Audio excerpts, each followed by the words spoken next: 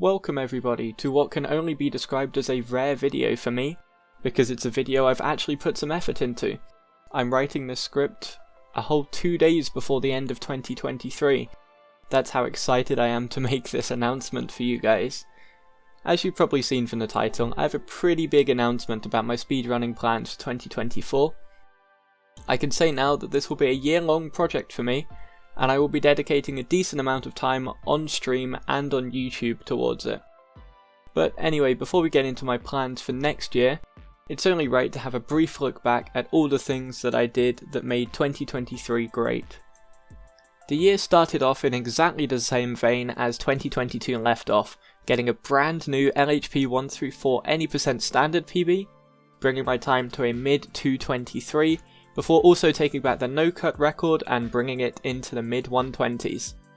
Exam season and ESA then made me take a break from the 1-4 grind, but it did mean I got to look this surprised in front of a few hundred people when getting a very inconsistent trick in LEGO The Hobbit first try. After the break, I got around to improving some 1-4 categories I'd had my eye on for a while, including no levels early, all Hogwarts students in peril, and both restricted free play and replay story.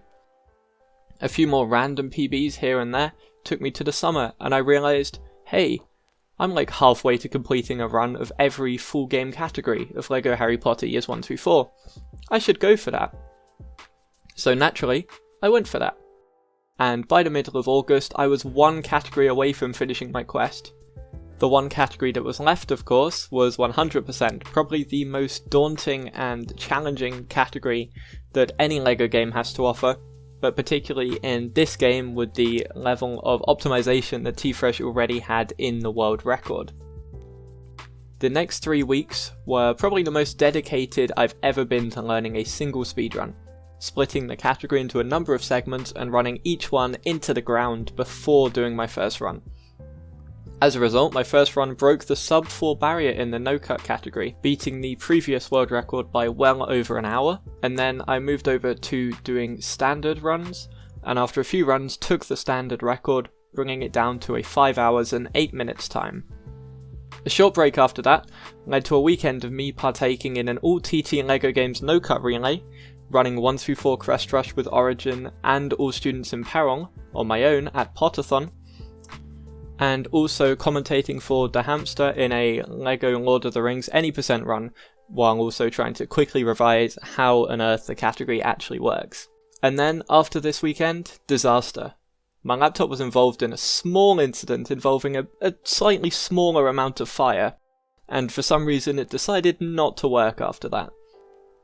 After about a month without any PC, I bought and built my own PC, and as it turns out, it's a lot better. The year ended with me updating my Lord of the Rings PB and getting the sub-hour barrier, as well as finally reclaiming third place in LEGO The Hobbit any% with an 11 minute and 21 second time.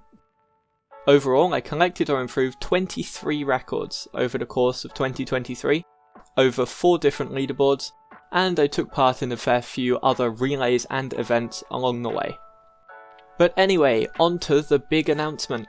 My biggest achievement for this year was completing a run of every category on the LEGO Harry Potter Years 1-4 leaderboards, and I really enjoyed the challenge of working towards this goal, especially towards the end when the goal was becoming more and more achievable. Obviously, by running just one single game, a lot of tech and routing is transferable between categories. So for this big project, I decided to completely get rid of any advantage I can have by transferring tech across. And instead of just running one game, how about I run 10 of them instead? Back to back. Well, that's what the end goal of 2024 is for me. Welcome everybody to the wonderful world of the Grunt% Challenge. Grunt% is the most famous multiple LEGO game run out there, with numerous solo and relay runs of the category falling under this board. The category itself is very simple. Play through all of the 10 mainline LEGO games that have grunts in the game's audio rather than voice lines. There are multiple variations of this category, with a standard any% category, a free play category, a collectible gathering category known as the 1832, all bonus levels, and of course 100%.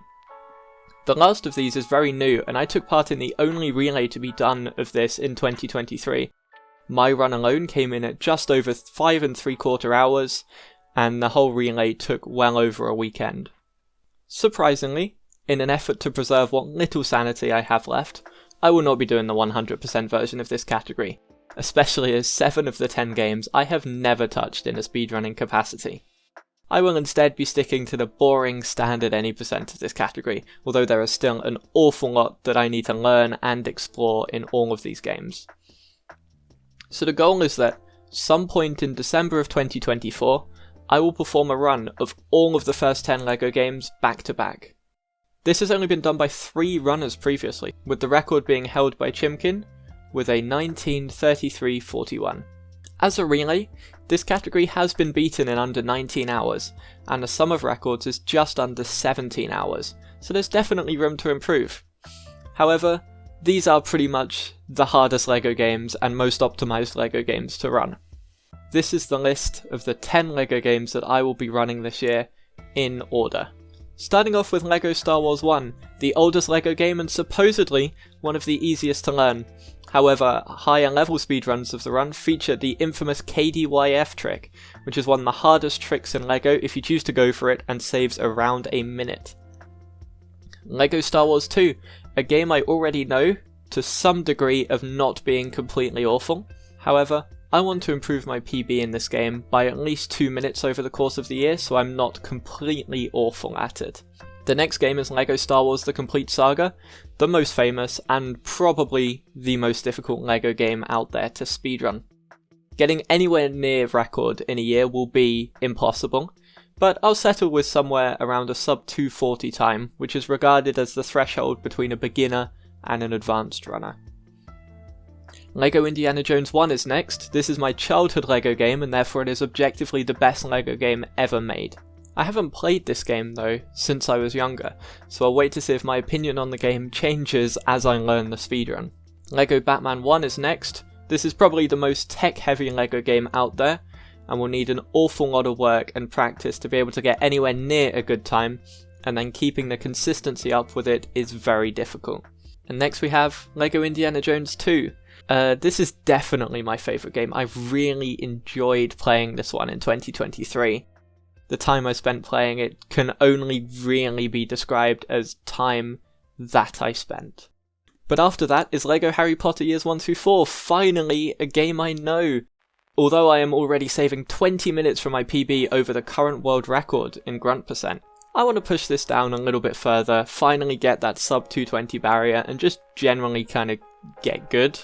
But after that we have LEGO Star Wars 3. This is apparently the hardest game to use 1-player 2 controllers.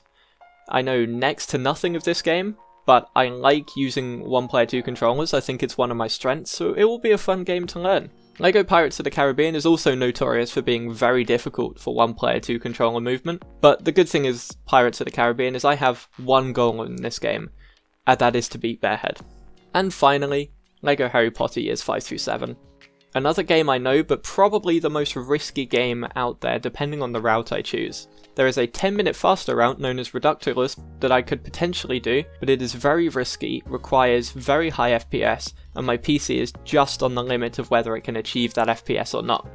If I go for it and then cannot get the FPS, then I am in a lot of trouble during a grunt percent run.